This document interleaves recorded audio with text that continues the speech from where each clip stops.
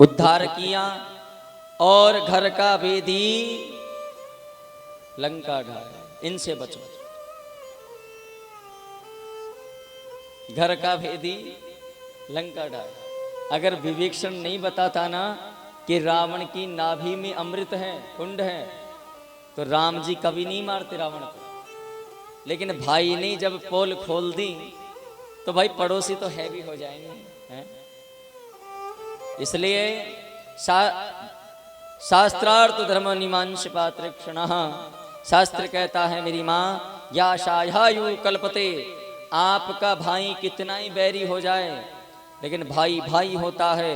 भाई बैरी भी हो जाए तो भाई जब संकट में हो तो उसकी मदद करना चाहिए। क्योंकि राम के साथ में लक्ष्मण खड़े थे मेरी माँ। कौन खड़े थे? लक्ष्मण खड़े थे। और रावण के साथ में उनका भाई नहीं था, इसलिए रावण की हार हो गई। राशि एक, नक्षत्र एक, सिर्फ साथ न देने की वजह से, जबकि राम के पास, राम जंगल में थे, रावण लंका की सोने की लंका में था। राम के पास सिर्फ धनुष बाण थे, रावण के पास अनेक विद्याएं थी। राम जी छोटे थे, रावण बड़ा था, फिर भी हार गया। कारण एक ही था कि जिसके साथ कोई खड़ा नहीं है ना, जो व्यक्ति हमेशा हार जाता है। और मैं एक चीज बताऊंगा, परिवार में अगर कभी जीतना है दुनिया से तो भाई और पिता का साथ मत छोड़ना, तुम कभी नहीं हारोगे। संसार में प्रेम से बोलना पड़ेगा, जोर से बोलना पड़ेगा, और जोर से बोलना पड़ेगा। इसलिए भगवान राम ने उद्धार किया। आगे आप चंद्रवंश की कथा सुने। कान्हा जी को तैयार करेंगे। नारायण भगवान, नारायण के ब्रह्मा, ब्रह्मा के अत्रि, अत्रि के चंद्रमा, चंद्रमा के बुध, बुध के पुनर्वा, पुनर्वा के 6 पुत्र हुए। और मथुरा के राजा हैं उग्रसेन। कौन? उग्रसेन। उग्रसेन की पत्नी का नाम है पवन रेखा। पवन रेखा जब अपने पति के साथ भ्रमण करने गई तो उसकी गर्भ पर एक राक्षस की छाया पड़ गई। छाया पड़ने के कारण जो बालक गर्भ में था वो राक्षस बन गया। और उस बालक का नाम क्या पड़ा? कंस पड़ा। क्योंकि राजा उग्रसेन ने नारद जी के कहने पर उस बालक को जमुना महारानी में बहा दिया था। और सूरसेन जी ने उस बालक को पाल पोस के बड़ा किया है। जब बड़ा हुआ तो भक्तों से पता चला कि मेरे पिता ने मुझे जल में बहा दिया नारद जी के कहने पर। तो भक्तों बड़ा होकर के अपने पिता को ही जेल में डाल दिया, उग्रसेन को, अपनी माँ को जेल में डाल दिया और मथुरा नगरी पर राज्य करने लगा।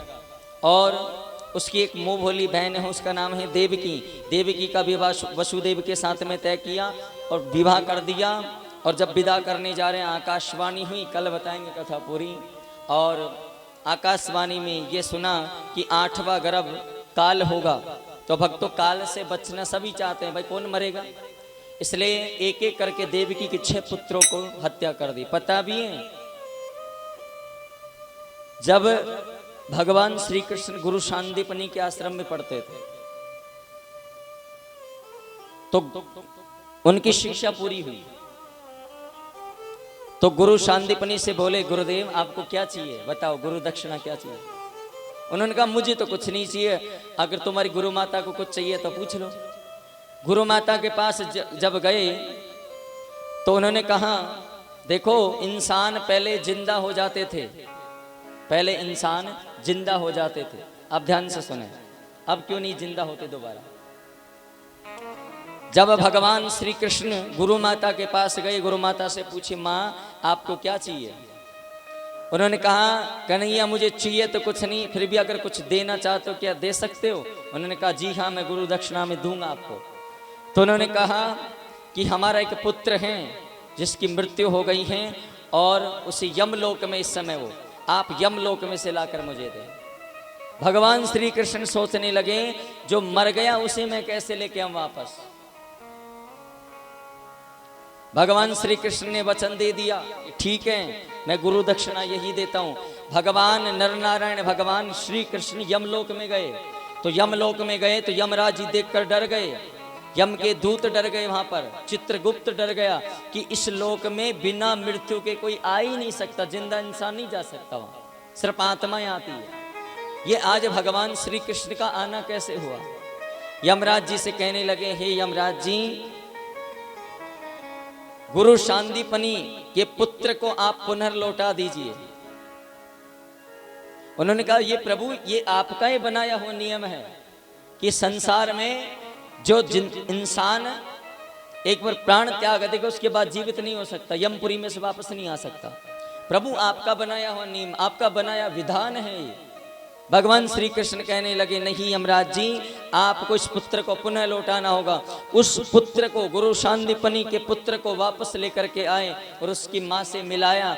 और उस दिन बाद में भगवान श्री कृष्ण ने कहा, देव धनुज नर नाग खग खौ नौ मेटनियार, आज के बाद संसार में मैं वचनबद्ध हो जाता हूं कि एक बार जब इंसान की मृत्यु हो जाएगी उसके बाद कभी संसार में जीवित नहीं होगा। पहले जीवित हो जाते थे, प्रेम से बोलना पड़ेगा, जोर से बोलना पड़ेगा, और जोर से बोलना पड़ेगा। आइए, 6 शिशुओं की हत्या करने के बाद 7वें बलराम जी, 8वें श्री कृष्ण भगवान आए हैं। सभी इनका उत्सव मनाते हुए